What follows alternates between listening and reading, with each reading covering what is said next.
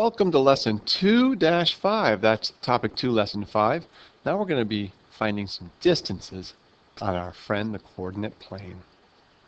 So here we go with the first problem, the big reveal. We want to find how far it is from Lee's house to school. Well, here's school, and here's Lee's house.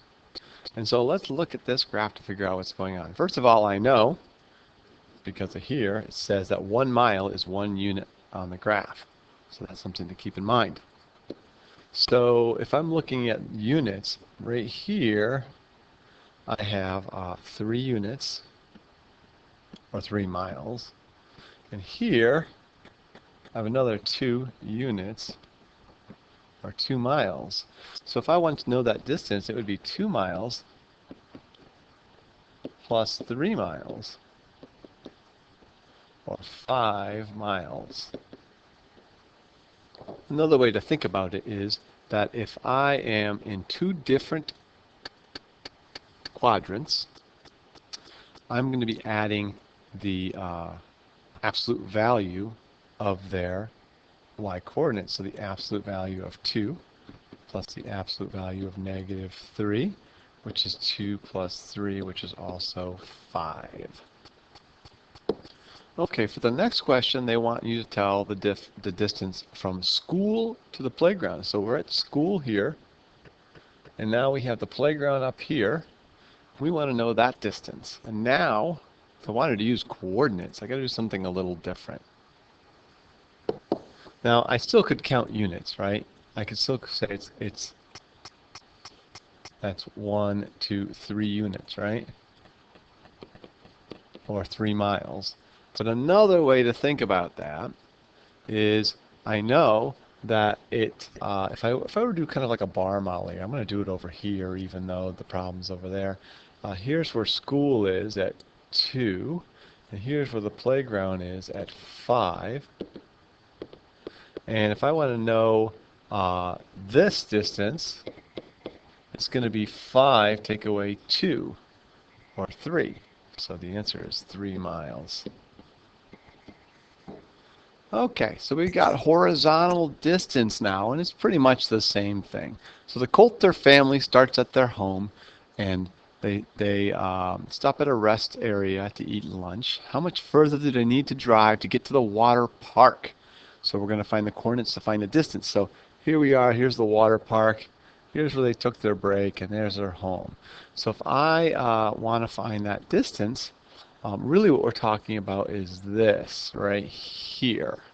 Now I got some fancier numbers, so it might help. I can't just count boxes anymore. So it's going to help to be able to think this one through. So it looks like what I can do, if I look at this distance right here, the distance from the y-axis to the water park, that is the x-coordinate right there. So that's at a -85 and 5/10. And if I look at where the rest stop is, that's at a -25 and 75/100. So if I want to find this distance right here, I got to find the whole bar, that's the 85 and 5/10, take away the 25 and 75/100, the distance I'd already gone in that direction. So I have the absolute value of a -85 and 5/10, minus the absolute value of a -25 and 75/100, which is just 85 and 5/10, take away 25 and 75/100. And then I just line them up, I subtract like I know, 85 and 5/10, take away, line up my decimals. Okay, put a 0 there. 5, 7,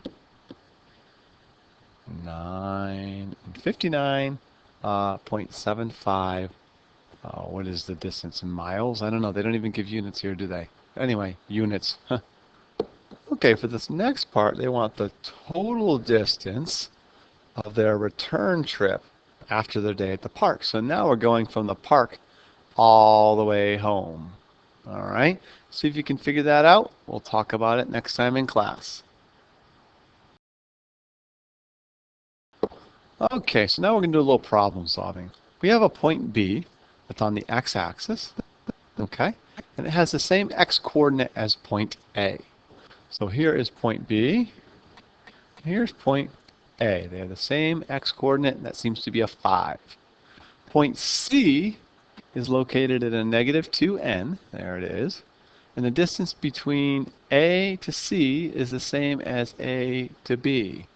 So A to C here is the same as A to B. So if I can find a distance from A to C, then I'm golden, right? And it looks like I have an x-coordinate right here of a negative 2, and I have a x-coordinate here of 5. And so that distance is going to be 2 to get to the y-axis and another 5 to get to point B. And so that distance has got to be 2 plus 5, it's 7 units.